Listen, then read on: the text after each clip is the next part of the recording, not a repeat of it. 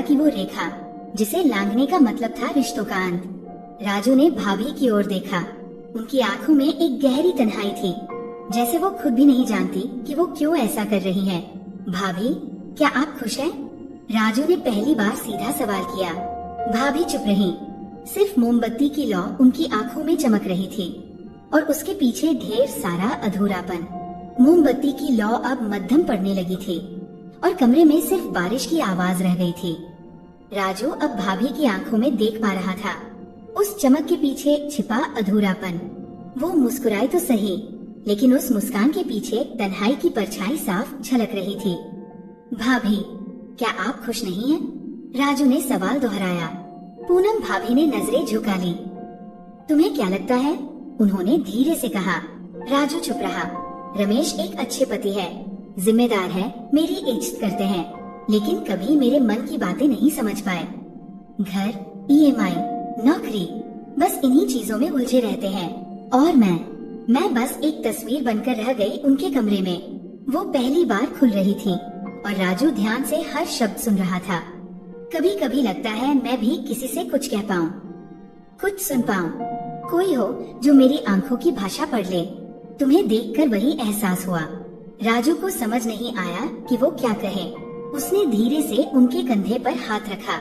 भाभी, आप अकेली नहीं हैं। भाभी ने उसकी तरफ देखा। इस बार उनकी आंखें भर आई थी। क्या तुम मुझे गलत समझ रहे हो? राजू ने सिर हिलाया। नहीं भाभी, लेकिन कुछ चीजें चाहकर भी नहीं होनी चाहिए। भाभी का चेहरा थोड़ा सख्त हो गया। तो तुम भी वही कहोगे जो दुनिया कहती है?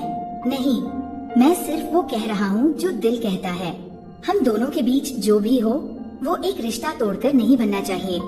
सुबह जब राजू उठा तो घर में एक अजीब सी खामोशी थी।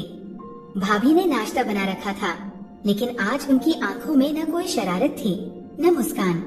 राजू, चाय पी लो, बस इतना कहकर वो किचन में चली गई। राजू को समझ आ गया कि रात की बातों ने उन्हें अंदर से झकझोर दिया था। उसने चाय पी और फिर सीढ़ियों से ऊपर चला गया। ऊपर वाले कमरे में एक पुरानी अलमारी थी जिसमें भाभी की किताबें रखी थी। राजू को एक डायरी मिली।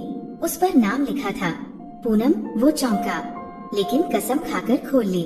उसमें लिखा था, शादी को 2 साल हो गए। रमेश मुझसे प्यार करते हैं, लेकिन वो प्यार किताबों वाला नहीं है।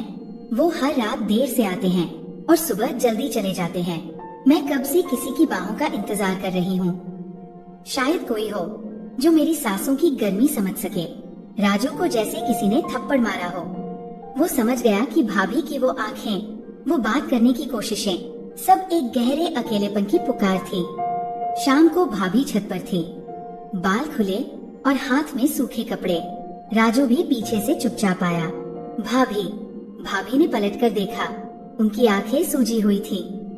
मुझे माफ कर दो अगर मैंने कुछ गलत कहा। भाभी ने एक लंबी सांस ली। गलत तुमने कुछ नहीं कहा राजू। गलती शायद मेरी ही थी जो उम्मीद कर बैठी। शायद मैं भी तुम्हारी उम्र को समझ नहीं पाई। राजू चुपचाप पास गया। भाभी, प्यार किसी उम्र का मोहताज नहीं होता, लेकिन उस प्यार को नाम देने के लिए साहस चाहिए और मर्यादा भी। भाभी की आंखों में अब मोती जैसे आंसू थे। अगर मैं रमेश से अलग होती, अगर मेरा जीवन खाली होता, तब शायद मैं खुद को तुम्हें सौंप देती। लेकिन राजू ने उनकी उंगलियां थामी। आप आज भी खुद को पा सकती हैं भाभी, किसी और के सहारे नहीं, खुद के सहारे। मैं चाहता हूँ आप फिर से पढ़ाई करें, जॉब करें, दुनिया देखें, किसी की पत्नी बनकर नहीं, एक औरत बनकर। अगले दिन भाभी बहुत शांत थी। वो पूरे दिन कमरे में रही। रात में उन्होंने राजू को बुलाया। राजू, तुमने मुझे आईना दिखाया, वो जो मेरे घर में कहीं धूल खा रहा था। मैं खुद से भाग रही थी और तुम्हारे सहारे खुद को पकड़ना चाह रही थी। अब नहीं, अब मैं खुद को पकड़ूंगी। राजू मुस्कुराया। उसने भाभी को सैल्यूट किया। तो अब क्या सोच है? पढ़ाई फिर से शुरू करूंगी और सबसे पहले खुद से प्यार करना सीखूंगी। तीसरे दिन भैया लौटे। भाभी अब पहले जैसी नहीं थी, लेकिन वो अलग थी। मजबूत, खामोश, लेकिन अपने आप में पूर्ण।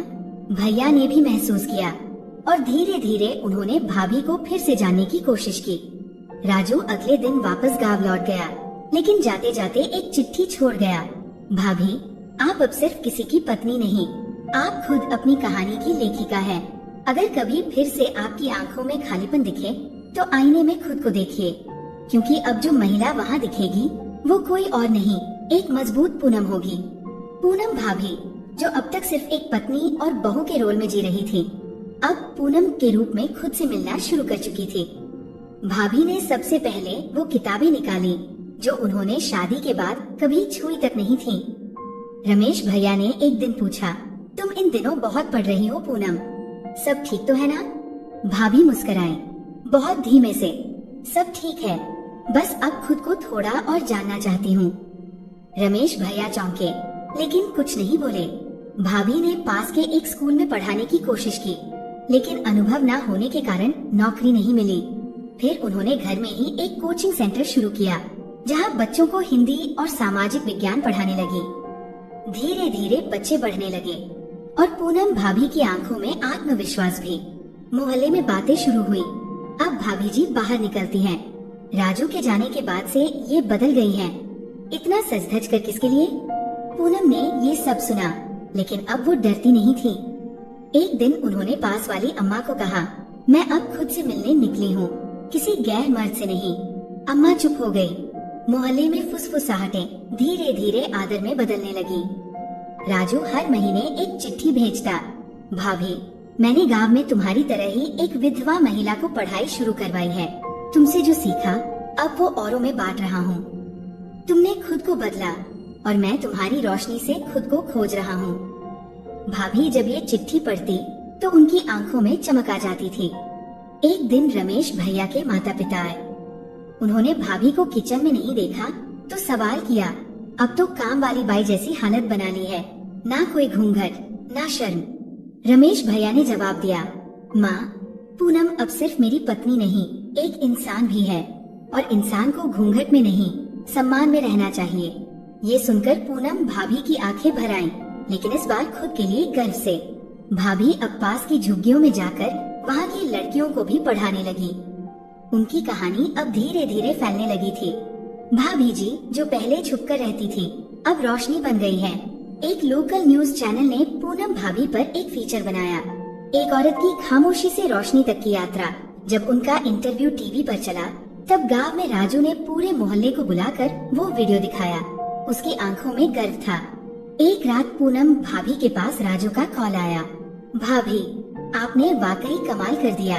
नहीं राजू, ये सब तुम्हारे उस एक सवाल से शुरू हुआ था, क्या आप खुश हैं? उस सवाल ने मुझे खुद को देखने पर मजबूर कर दिया। अब खुश हूँ राजू, सच में। मैं भी भाभी। 2 साल बाद पूनम भाभी को शहर की एक एनजीओ की तरफ से नारी प्रेरणा सम्मान मिला। उनका भाषण बहुत सीधा था। मैं सिर्फ एक पत्नी या बहू नहीं थी, मैं एक लड़की थी जिसे पढ़ना था, उड़ना था, खुद से प्यार करना था। अगर हम अपने दर्द को अपनी शक्ति बना लें, तो हम न सिर्फ खुद को बल्कि दूसरों की जिंदगी भी बदल सकते हैं। हॉल में तालियां बज रही थी और सबसे पीछे एक नौजवान खड़ा होकर तालियां बजा रहा था। राजू, कभी कभी रिश्तों की सीमाएं इंसान को रोक देती हैं, लेकिन अगर इरादे नेक हों, तो वही सीमाएं रास्ता बन जाती है। प्यार, आकर्षण और चाहत अगर समझदारी से मोड़ी जाए, तो वो इंसान को तोड़ती नहीं, बना देती है।